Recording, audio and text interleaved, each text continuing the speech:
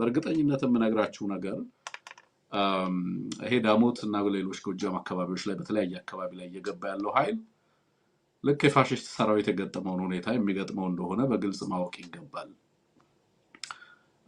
ይሄ የሚገባው ኃይል በአጠቃላይ የሚወጣ ኃይል አይደለም። ሳድሊ ነገ ኮሎኔሎቹ ተማርከው እኛ ቃለ መጠየቅ እንደምንሰራላቸው በዚህ አጋጣሚ በእርግጠኝነት መናገር ይችላል። እዛ የሚገቡ ኮሎኔሎች ፎቶ አትልቀቁ፣ ደስ ብሎናል እያላችሁ ፎቶግራፍ አትለጥፉ። አንድ ከተማ ላይ በትገቡ ፋኖ ካፈገፈገ ከተማ ለቆልህ ያከፈገፈገበት ምክንያት ፒውርሊ ወታደራዊ ነው። ይሄንን ባለፉት 3 ዓመታት በቀጥታ ወታደራዊ ትንተና ስንሰጥ እኛ በየለቱ በኤቢሲ ለማሳየት ሞክረናል። ብልጽግና ወደ አንድ ከተማ ሲገባ በድል አድራጊነት ስሜት እንዳይናገር፣ ምክንያቱም መንግስት ነኝ የሚል አካል ነው። እነዛን አካባቢዎች ለቅቄ ነበር የሚለውም ሽንፈት ነው። አንድን አካባቢ ከፋኖ አስለቀኩኝ ብሎ ጀነራሉ ጭምር ሳይቀር ሰልፊ የተነሳ ከወታደሮች ጋር ከለቀቀ ይሄ ወታደራዊ ድል አይደለም። anything less than total victory ለብልጽግና ሽንፈት ነው። ፋኖን አናይሌት ማድረግ አልቻለም ማለት ብልጽግና ተሸንፏል ማለት ነው። የፋኖ ቲዮሪ ኦፍ ቪክትሪ ብልጽግናን ድል መንሳት፣ ኮምፕሊት ድል መንሳት ሰከንድ ሌየር ኦፍ ቪክትሪ። ፋኖ ብልጽግና እንዳያሸንፍ መከላከል ድል ነው ለፋኖ። አንድን አካባቢ ላይ ተረጋግቶ እንዳይቆጣጠር ማድረግ ድል ነው ለኢንሰርጀንቶች። የሆነ ከተማ ገባን የሆነ ከተማ ወጣን ማለት እንደ ድል ተደርጎ በጀነራሎች መነገር ተጀመረ ማለት ያ ጦር በእርግጠኝነት ተሸንፏል ማለት ነው። ያንን አካባቢም ተቆጣጥሮ መዝለቅ አይችልም ማለት ነው።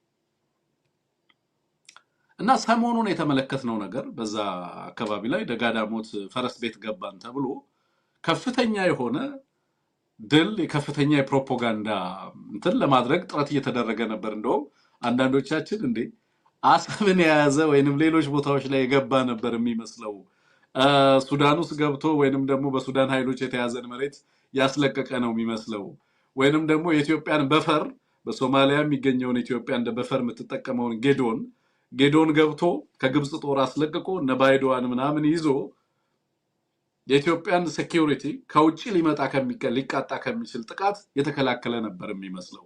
ፈረስ ቤት ገባው እያለ ሲናገር የኢትዮጵያ ጦር ሳይሆን የጣሊያን ጦር አድርጎ ራሱን የሚቆጥር ኃይል እንደሆነ በትክክል ትመለከታላችሁ።